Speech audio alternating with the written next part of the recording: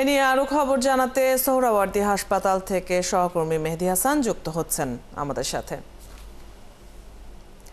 মেহেদী, আপনি যেখানে আছেন সেখানে ইনফ্লুয়েঞ্জা আক্রান্ত রোগীর সংখ্যা কেমন দেখছেন, তাদের চিকিৎসা নিয়ে ডাক্তাররা কি বলছেন? অদিতি, এই সেপ্টেম্বর মাসে যে যারা আসছেন জ্বরের উপসর্গ নিয়ে, জ্বর সর্দি কাশি, তাদের কিন্তু একটা বড় অংশ এই ইনফ্লুয়েঞ্জায় আক্রান্ত।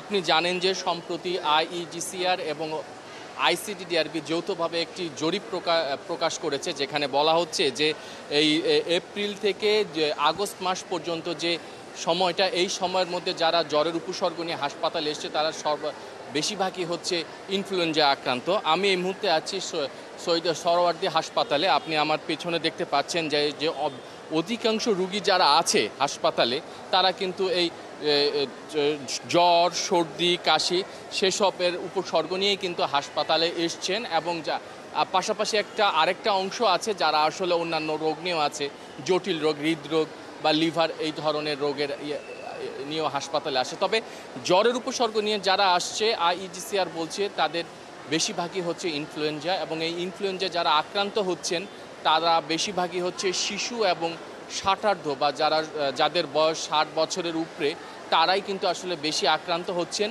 মৃত্যুর হার কম, তবে এই ইনফ্লুয়েঞ্জা হলে কিন্তু সবচেয়ে বেশি যেটা ক্ষতি হয় সেটা হচ্ছে ফুসফুসের, এবং অনেক সময় এই ইনফ্লুয়েঞ্জা যদি বেশি দিন থাকে, সঠিক চিকিৎসা না করা হয়, তাহলে কিন্তু দেখা যায় যে ওই শিশু বা বৃদ্ধের যেটা হয় সেটা হচ্ছে যে তার নিউমোনিয়া অথবা অ্যাজমা, দীর্ঘমেয়াদে যদি এই ইনফ্লুয়েঞ্জাটা থাকে তাহলে দীর্ঘমেয়াদে অ্যাজমা পর্যন্ত তার হতে পারে সেই রোগীর।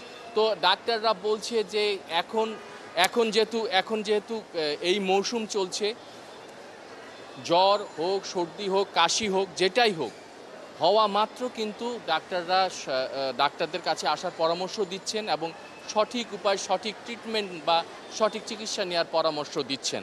যদিও মৃত্যু ঝুঁকি কম, তারপরও কিন্তু মৃত্যুর হারও কিন্তু প্রায় বছরে 5 লাখ থেকে 6 লাখের মতো হয় শুধু ইনফ্লুয়েঞ্জা আক্রান্ত। তবে এবং যারা আক্রান্তে মারা যাচ্ছে তারা কিন্তু সবাই ডলার।